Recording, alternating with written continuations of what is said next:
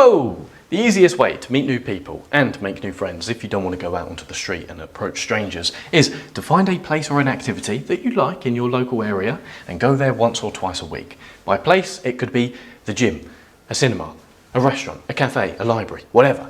An activity could be dance classes, martial arts classes, poetry classes, improv, volleyball classes, mincing sausage tiggler classes. And the reason why this is going to help you make friends is because it's going to be ticking off 4 aspects of the friendship formula.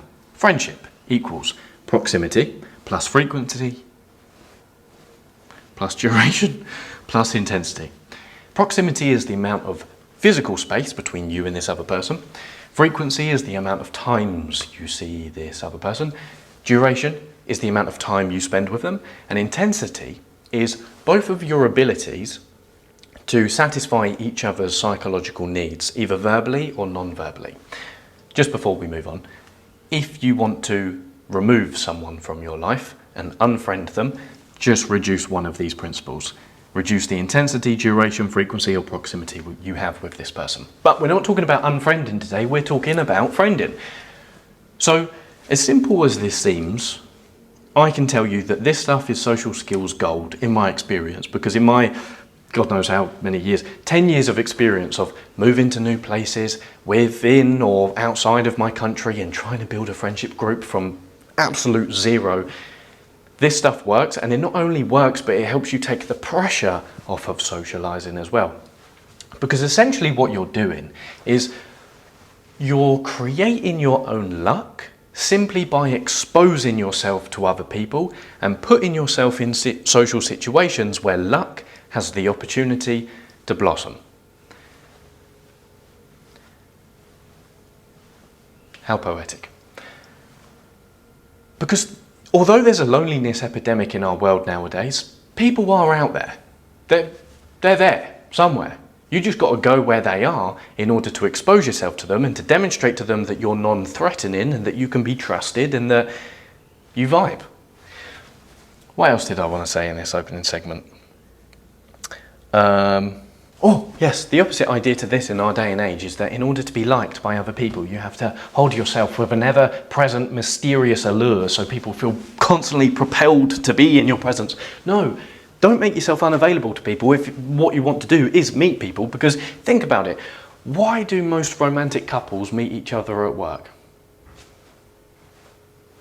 It's because they're ticking off these 4 aspects of the friendship formula. The intensity of their interactions is high. The amount of time they spend with each other is high. The amount of times they see each other is a lot. And the physical proximity between them both is very close. So, that is the bottom line of this video. Feel free to click off now if you're ready to go back out into the world and make your friends. Let me know how it goes in the comments. But if you would like to stay and figure out what to do with yourself when you go into these places or these activities, this is what we're going to cover right now, and I've got 5 tips for you. Where did my eraser go? Let's finalise with what to do with yourself when you go to these places.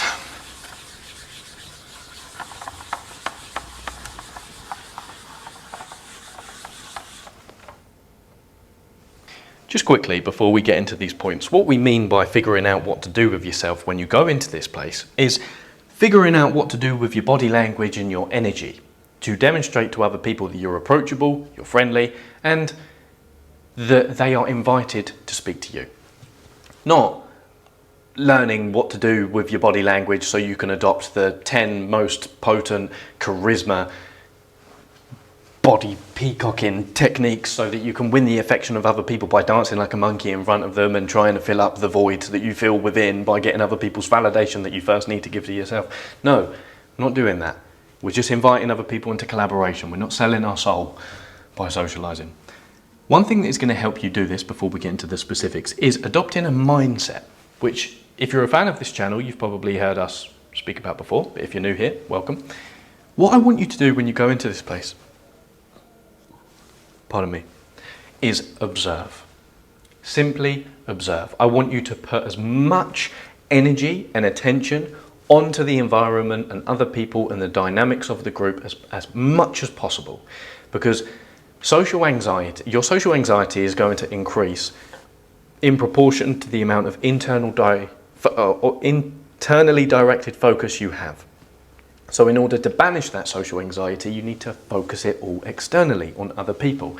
Now, another mindset, or a mindset shift that is going to help you with this, is adopting the mindset of being a buyer instead of a seller.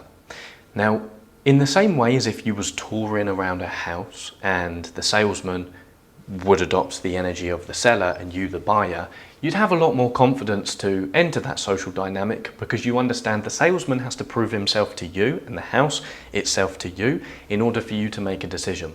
Adopt this approach with your socializing, whereby you go into a new venue or a new class and you're not there to sell yourself to other people and to prove your worthiness. No, you're there to emit friend signals and to demonstrate that you are collaborative and you're approachable, but you are there at the end of the day to see if you want to spend more time in this place and with these people.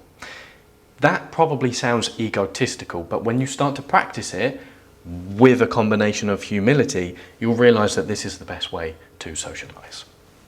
Last thing I want to mention on this point, which will help you adopt it better. By the very nature of you choosing to go to an activity or a place that you like, you can be guaranteed that most of the people you're going to meet there are going to be like-minded to you because they like this thing as well. So you're going to get on.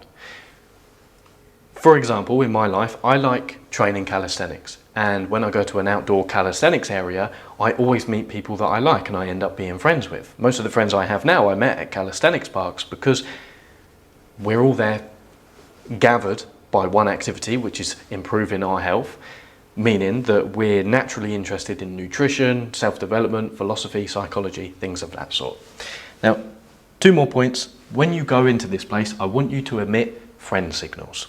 2 types of signals that you can emit. One is faux signals, where you demonstrate to other people, don't speak to me, otherwise known as the urban scowl. You furrow your brows, and sometimes I do this on videos and it makes it a bit of a difficult dynamic for the listener. But face like a smacked ass. Don't have that. No furrowed brows. No demonstrating to other people that you're scorning them or that you're judging them. No. Let's keep socializing simple, guys, and just smile. Just smile. Not like a happy Larry who's basically a Labrador. No, just a warm, open smile. Fake smile? How do we do that? You don't actually turn the sides of your mouth. Real smile? Am I smiling? Don't know. Open and warm smile. Signal non-threats to other people. Look, if you do want to learn some of this is what you can do with your body language in order to impress other people, then here's 3. Warm smile, we covered that. Head tilt. Head tilt is a very good one. I like to use this one simply to demonstrate to other people that I'm friendly. I don't do it all the time, but I've noticed I've been in situations and I'm like, okay, you know what? Fuck it, give them a head tilt. You're exposing the sides of the most important veins in your body, or your artery, sorry, which demonstrates that you have nothing to hide. So the social theory goes. Little head tilt. Hey man, how you doing? Something like that. Finally, eye contact. Don't hold eye contact as if you're staring into the other person's soul with an intense glare. No, just lightly keep eye contact with other people. And if other people can't handle it, fuck them. Number 3, make it easy for people to speak to you. Okay, let me give you some demonstrations of all of these. Okay, this could potentially be cringy, but I'm going to enter the room 3 times and I want you to tell me on which occasion you would like to speak to me. Let's imagine I'm entering a venue. Number 1.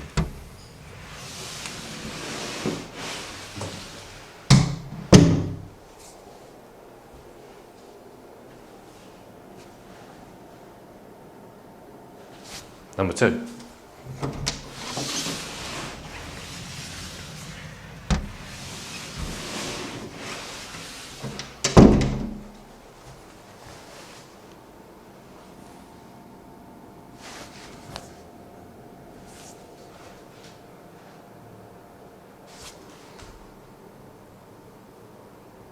Number 3.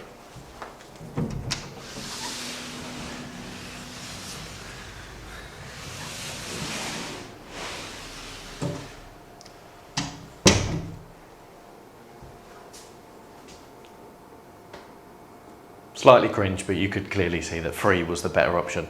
One thing that is going to help you emit the friend signals in the option number 3 is before you enter the venue or wherever you're going, try and think of a happy memory, or look at a photo of someone who you really love. Maybe you've got a niece or a nephew, or you've got a little kid or whatever, something that is going to make you feel an explosion of cuteness.